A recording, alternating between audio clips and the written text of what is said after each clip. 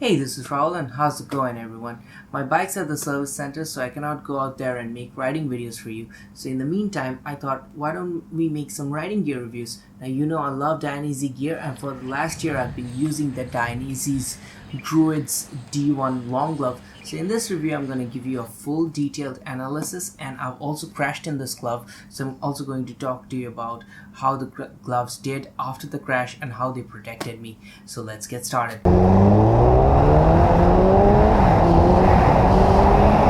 This glove was released in 2016 and it's over $200, so some of you guys may be wondering that it's over your budget, but do check out this review because you're gonna learn about what type of premium protection that you get when you invest in a top level glove. Now this is Dainese's entry level full leather gauntlet, below which there is the carbon cover which is artificial leather, and this is the first full leather gauntlet. It is also C rated, which means it has minimum perforation and that's going to give it that C certification.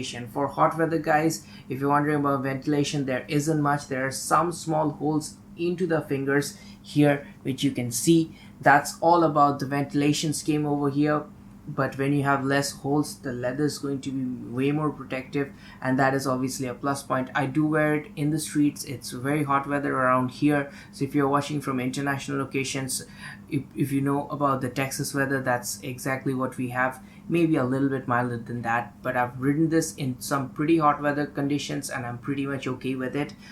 The glove is starting from the fingertip. Let's take a look at the features. It's a dual layer of leather protection, external hard parts which used to be carbon fiber in the previous version. In this version these are still external hard parts.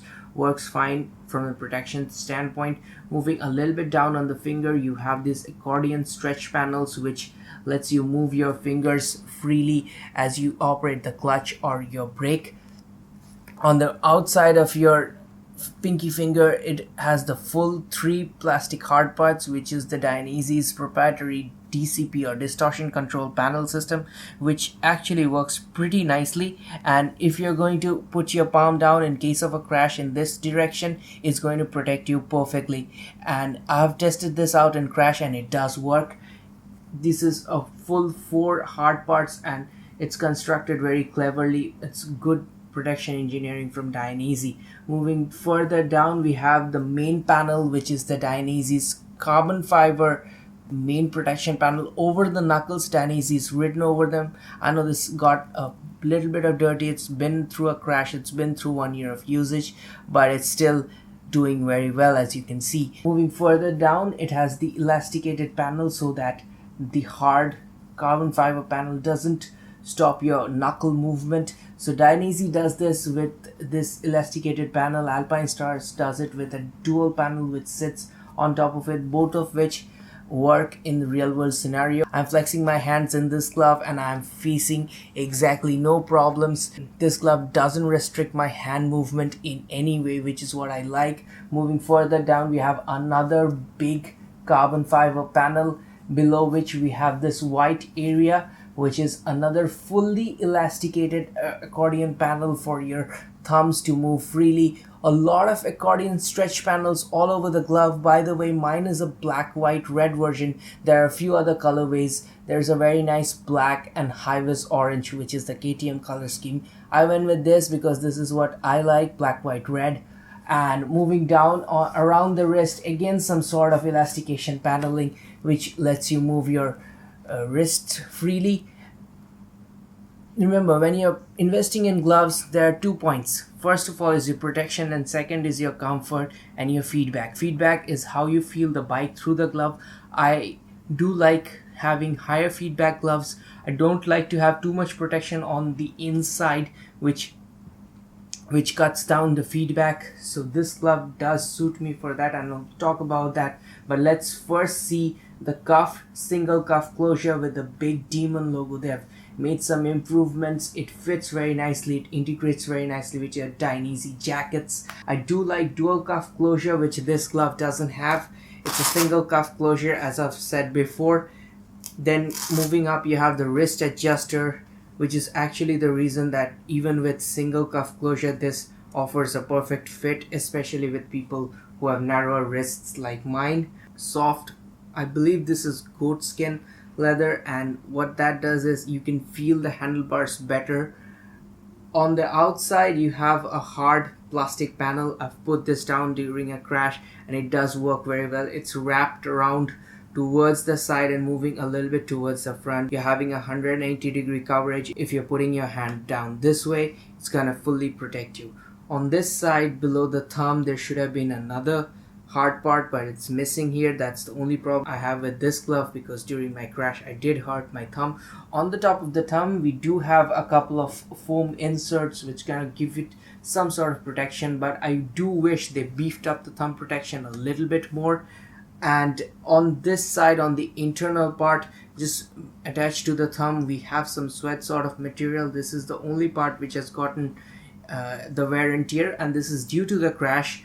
But I wish that it was full leather, because otherwise the entire glove is in perfectly new condition even after the crashing. This is the only part which is worn off, so that could have been done in full leather as well. But I guess they've done this to give more grip, but a better material here would have been really nice. This is Dainese's Stickler. You can take a look at it. It's what even the Rossi level gloves or Dainese's MotoGP level gloves gets. This actually interfaces with your handlebar and gives you a little bit better feedback. It's going to be there in your 4-stroke long, which is the bigger brother of this glove, and it's going to be there in the Full Metal RS, so something from a very high-end glove, making it down. And a lot of features in this glove is actually from the MotoGP glove. Overall, that's the glove. I hope you liked it. I've ridden this in winter, I've ridden this in summer, and I've also ridden it a little bit of rain. When it starts raining, I just take them off and put them in my backpack. Getting them wet for a couple of minutes do not damage them, but do not get them wet for a long period of time, because the leather will shrink, and that's really a bad thing. You don't want to do that to your leather. Keep that in mind. Now, I did go through a crash with this glove, and I'm going to show you what happened. This is the glove that I crashed in. I slid on the highway for 5 meters, and this is all it did. A little bit of carbon fiber got eroded. There's a little bit of scratch mark on this side on the scaphoid protection plastics. More or less it's done well.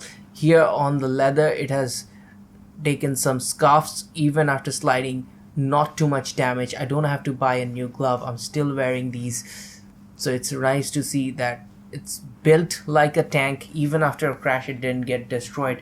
So I'm really happy with these gloves. I hope this video was helpful for you and you got to understand the nitty-gritties of buying a premium and protection glove. Doing a lot of track days, you can take a look at this, or even beef up your protection with a 4-stroke long glove, which I believe is $40 more.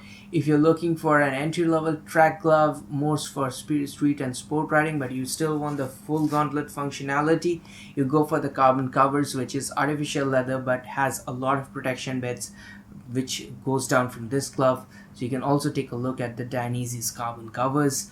I know some of you guys are gonna go super fast, and that's the main point of buying a fast bike, but make sure you do it in roads where there is no public, like closed off expressways and stuff, so that you minimize the damage. Be safe out there. Try to maintain your speeds, wear all of your riding gear all the time, and thanks for watching, and I'll see you very soon. I hope my bike gets fixed very soon. Goodbye.